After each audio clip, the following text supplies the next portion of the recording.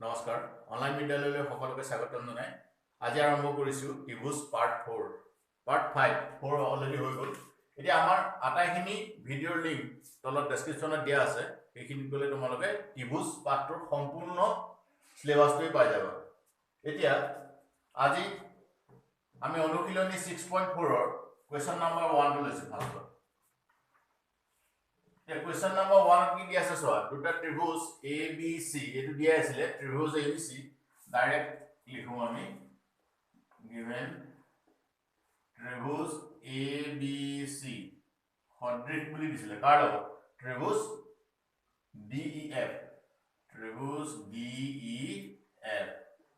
এই ত্রিভুজ দুটা সদৃশ এতিয়া দুটা ত্রিভুজ এনে আমি মনতে ভাবি লছো এনেকুৱা বুলি A B C আৰু এটো DEF DEF এটা এই ত্ৰিভুজ দুটাৰ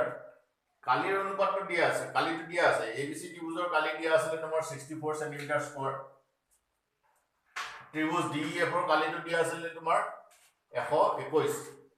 সেন্টিমিটাৰ স্কয়াৰ আৰু EF ৰ মানটো দিয়া আছে BC উলিয়াবলৈ কৈছে যেহেতু এই ত্রিভুজ দুটা সঠিক এটা উপপাদ্য মানে কি হ'ব সঠিক ত্রিভুজত আমি কি লিখব পাৰো গতিকে সঠিক ত্ৰিভুজত আমি ত্ৰিভুজ দুটাৰ কালিৰ অনুপাত লব পাৰো area of ABC divided by area of DEF এতিয়া আমাক যি দুটাল বাহুৰ উলিয়াবলৈ কৈছে বাহুডাল চোন এইটো ত্ৰিভুজৰ এডাল ভূমি BC হয়নে BC মান উলিয়াবলৈ কৈছিল আৰু DEF ত্ৰিভুজৰ ভূমি EF EF ৰ মানটো কিন্তু দিয়া আছে গতিকে আমি এটো কি হ'ব হোল স্কয়াৰ আমি লিখিব পাৰো সদৃশ ত্ৰিভুজ কাৰণ সদৃশ ত্ৰিভুজৰ সেই ত্ৰিভুজ দুটাৰ কালিৰ অনুপাতটো সদায় অনুৰূপ বাহুৰ অনুপাতৰ বৰ্গৰ সমান এতিয়া এই ABC কালি দিয়া আছিল 64 আৰু ইয়াত 121 সেন্টিমিটাৰ স্কয়াৰ নিল দুকান অনুপাত এটা অনুপাতত একক লিখাৰ প্ৰয়োজন নাথাকে গতিকে ইয়াত লিখিলো আমি BC বাই EF হোল স্কয়াৰ এটা এটো 8 স্কয়াৰ কৰিলে আমি 64 পাম গতিকে আমি 8 বাই 11 কাৰণ 1121 এটো পাই গ'ল স্কয়াৰ লিখিব পাৰো গতিকে BC বাই EF হোল স্কয়ার লিখি দিছো ঠিক আছে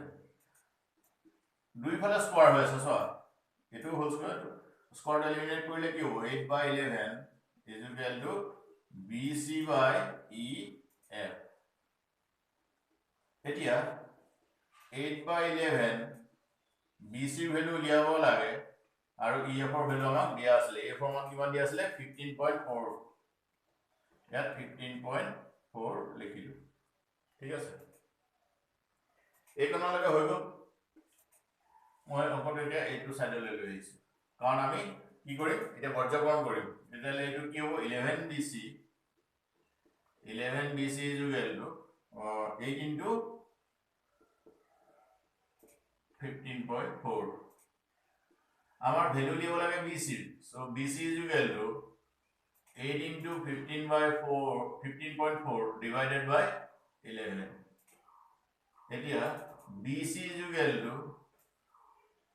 8 into 154 লিখিলে ইয়াত পইণ্ট উঠাই দিলো গতিকে তলত কি হ'ব এটা 0 আহিব আৰু তো তোমাৰ 11 কাটিলে 14 বাৰ গ'ল আৰু এটো 11 গ'ল 11 শূন্য আছে ঠিক আছে গতিকে BC is equal to 8 2 112 হৰণ 10 এটাকে BC is equal to কি হ'ব এটাকে BC is equal to হ'ব 11.2 সেন্টিমিটার কারণ একক ক্রমাত সেন্টিমিটার দিয়া আছিল আমার BC মান উলিয়াব লাগে আমি BC মান উলিয়ালো এতিয়া এই অংকটো হৈ গ'ল ইয়াৰ পাছত আমি আৰু দুটামান অংক কৰিম তাৰ আগতে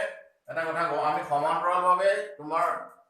এডভান্স মেথছৰ সম্পূৰ্ণ সিলেবাস লৈ তোমালোকৰ মাজলৈ আহি আছো গতিকে তোমালোকে আমাৰ চেনেলটো সাবস্ক্ৰাইব কৰিবা যাতে আমি দিয়া প্ৰতিটো video general maths advance maths এই গোটেইখিনি তোমালোকে ভালদৰে আয়ত্ত কৰিব পাৰা ইয়াৰ পাছত আমি নেক্সট কোৱেশ্চন নাম্বাৰ 2 লে আহো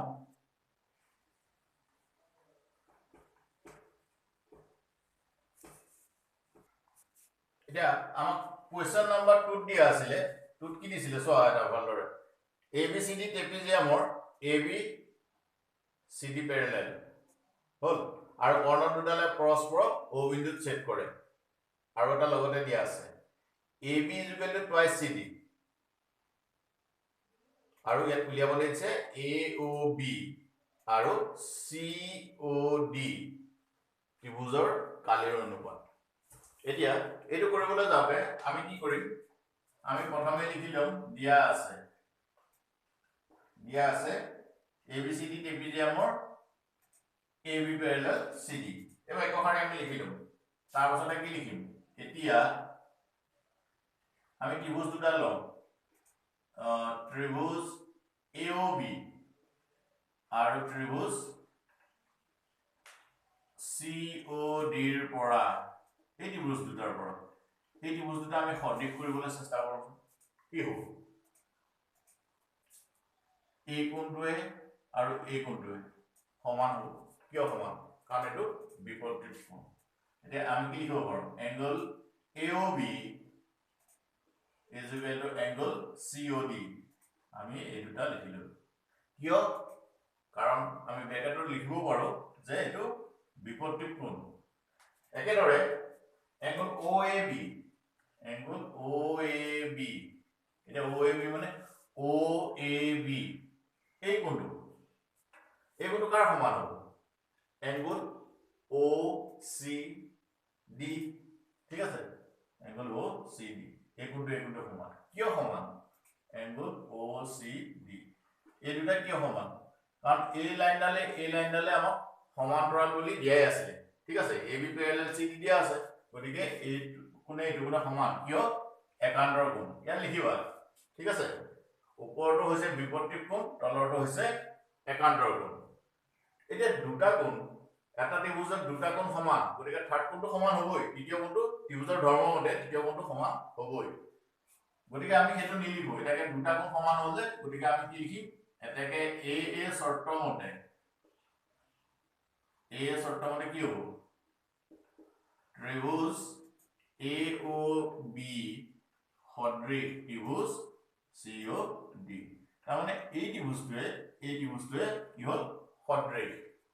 এটা সদৃশ হোৱাৰ কাৰণে আমি সদৃশতাৰ শৰ্ত পাইছিলো সদৃশ হোৱাৰ কাৰণে দুটা ত্ৰিভুজ যেতিয়া সদৃশ হয় তেতিয়াহলে কি ল'ব পাৰো আমি তাৰ কালিৰ অনুপাতটো ল'ব পাৰো area of AOB divided by area of COD সমান তাৰমানে এই ত্ৰিভুজটোৰ AOB এই ত্ৰিভুজটোৰ এই বাহুডাল লৈছো আমি যদি সেপাৰেটকে লওঁ ত্ৰিভুজটো তেতিয়াহলে তোমাৰ চোৱা দেখিব লাগে কেনেকুৱা হ'ব AOB তেতিয়াহলে এডাল ভূমি নহয়নে তেতিয়াহলে এই বাহুডাল আমি লৈ ললো আৰু ইটো ত্ৰিভুজত COD এই ত্ৰিভুজটোত আমি এডাল বাহু ললো কি হলো CD হলে তেতিয়াহলে ত্ৰিভুজৰ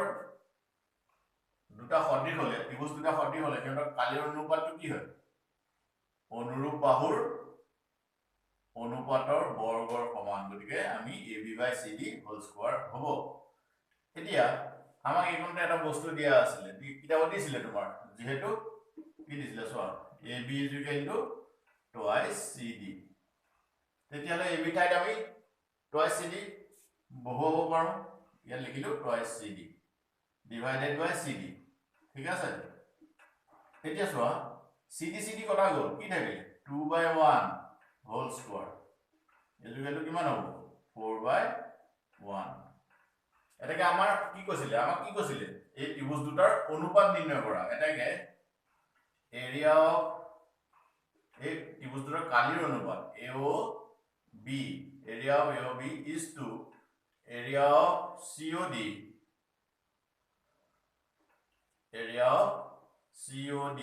is equal to 4:1 ঠিক আছে 4:1 আমাৰ এইটো অংক ইমানতে হ'ল আমাৰ অনুপাতটো ওলালে এতিয়া ইয়াৰ এনেকুৱা ধৰণৰ আৰু দুটামান অংক আছে আমি আহি আছো তালে এতিয়া তোমালোকে এই বস্তুবিলাক ধৰা এনেকুৱা ধৰণৰ যিমানখিনি বস্তু এতিয়ালৈকে কৰি দিয়া হৈছে তোমালোকে প্ৰেক্টিছ কৰিবা প্ৰথম চাই ল'বা ভিডিঅ'টো ভালদৰে চাই ল'বা তাৰপিছত ভিডিঅ' অফ কৰি তোমালোকে নিজে নিজে কৰিবলৈ চেষ্টা কৰিবা একদম দেখিবা সব ক্লিয়াৰ হৈ গৈ আছে আৰু সদায় যেতিয়া কৰিবা ডেইলি 1 ঘণ্টামানকে অংক বিষয়টো চাবই লাগে আচলতে তেতিয়াহ'লে পৰীক্ষাত খুব ধুনীয়া এটা স্ক'ৰ হয় মেথছত স্পেচিয়েলি মেথছত কাৰণ এইটো তোমাৰ নম্বৰ কমিবলগীয়া কোনো কথা নাই লিটাৰেচাৰ ছাবজেক্টত যেনেকৈ ধৰা কোনো কৈ দিব নোৱাৰে মই 100 পাম বুলি কিন্তু মেথছত কি হয় তুমি যদি 100 ট্ৰাই কৰা 100 কনফাৰ্ম হৈ থাকে গতিকে আমি এতিয়া ইয়াৰ পিছৰ এটা অংকলৈ আহোঁ এতিয়া কুৱেশ্যন নম্বৰ 5ত দিছিলে ABC ত্ৰিভুজ এই ABC ত্ৰিভুজৰ AB বাহুডালৰ মধ্যবিন্দুটো D BC বাহুডালৰ মধ্যবিন্দুটো E একেদৰে CA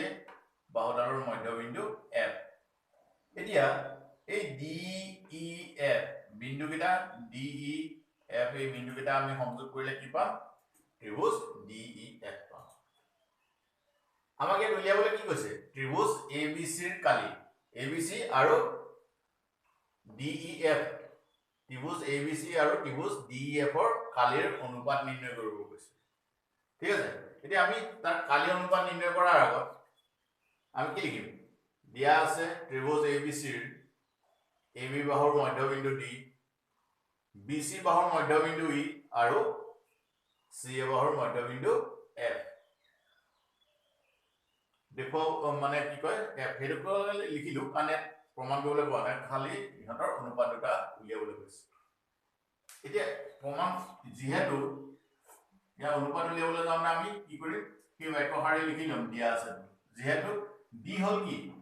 D হল D বিন্দুটো হল AB ৰ মধ্যবিন্দু ঠিক আছে এটোটো দিয়ে আছে এটাও দিয়ে আছে D বিন্দুটো AB ৰ মধ্যবিন্দু গতিকে আমি এটো লিখি ললো এতিয়া এটাকে আমি কি লিখিব পাম AD is equal to AD কিমান হ'ব B টো যদি AB বাহুডালৰ মধ্যবিন্দু হয় এই AB বাহুডালৰ মধ্যবিন্দুটো D হলে আমি AD is equal to লিখিব পাই half of AB তাৰমানে এটো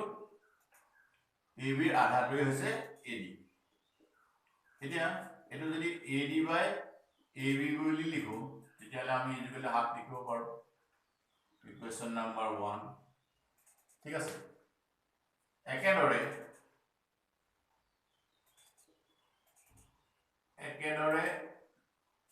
F বিন্দুটো কাৰ মধ্যবিন্দু F বিন্দুটো হৈছে AC বাহুডালৰ মধ্যবিন্দু গতিকে একেদৰে আমি কি লিখিব পাৰিম F যদি তেতিয়ালে কি লিখিব পাৰিম AF is equal to ইয়াৰ সৈতে কি হ'ব খালি এই বস্তুটো একেদৰে লিখিছো যে গতিকে লিখাৰ কোনো প্ৰয়োজনই নাই AC মধ্যবিন্দু F গতিকে AF by AC is equal to কিমান হ'ব হাফ হ'ব ঠিক আছে D টো AB ৰ মধ্যবিন্দু হোৱাৰ কাৰণে এই অনুপাতটো পালো F টো একেদৰে F AC ৰ মধ্যবিন্দু গতিকে আমি AF by AC is equal to half পালো গতিকে সমীকৰণ 1 আৰু 2 দুইটা চোৱা সমীকৰণ 1 এই অনুপাতৰ সমান কিমান আছে হাফ এই অনুপাতৰ সমান হাফ গতিকে এইটো অনুপাত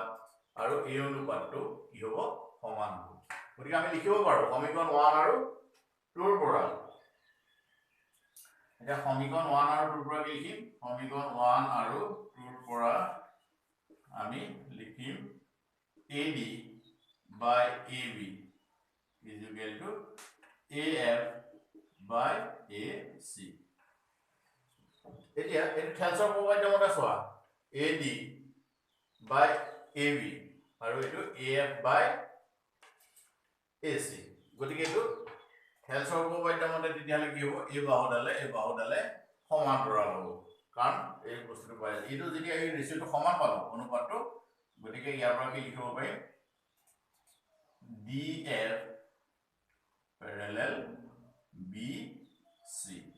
ঠিক আছে DF parallel BC এটো লিখি ললো DF parallel আমাৰ BC হল এতিয়া কি কৰিম চোৱা এতিয়া আমি ABC আৰু DEF ত্ৰিভুজটোলে চাওঁ এতিয়া এটা বস্তু চোৱাচোন angle AFD angle AFD কোনটো angle এই angle ঠিক আছে angle AFD is equal to angle ACD এইটো এই angle সমান কিয় কাষত লিখিবা অনুৰূপ কোণ একেদৰে angle ADF angle ADF is equal to angle Q ABC এটো কি অনুৰূপ কোণ কাষত লিখি ৰাখিব পাৰা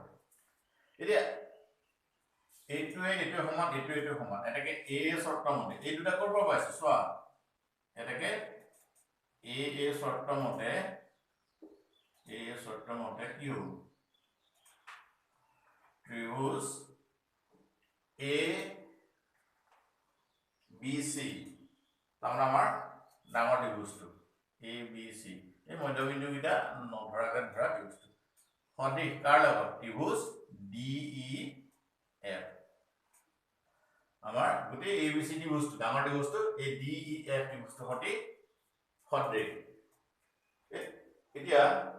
A শৰ্তমতে ত্ৰিভুজ দুটা সদিশ হ'ল আৰু আমি জানো সদিশ ত্ৰিভুজৰ সদায় কি হয় সদিশ ত্ৰিভুজৰ সদায় আমি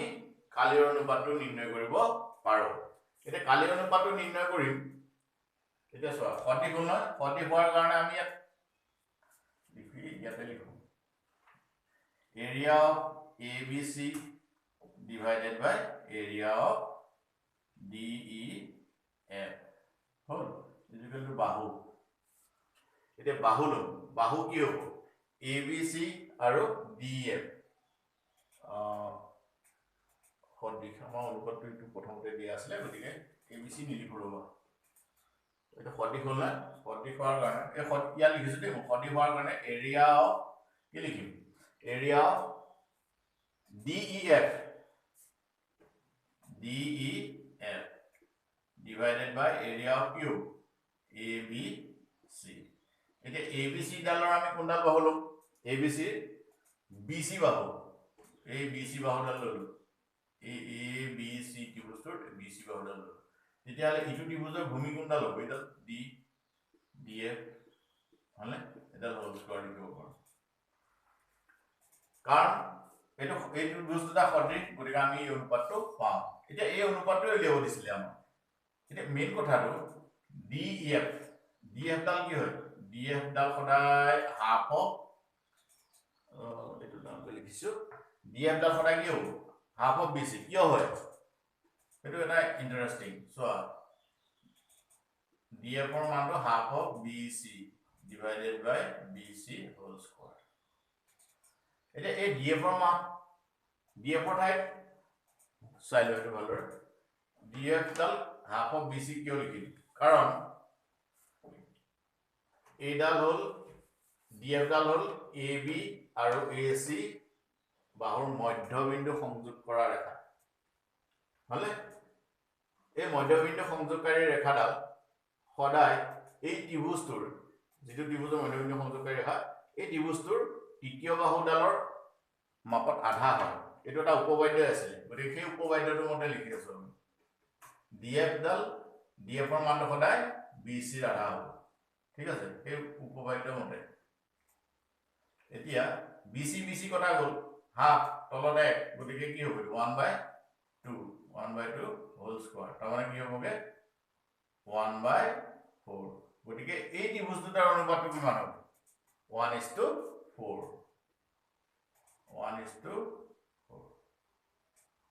ঠিক আছে এতিয়া আমি ইমানখিনি লৈকে কৰিলো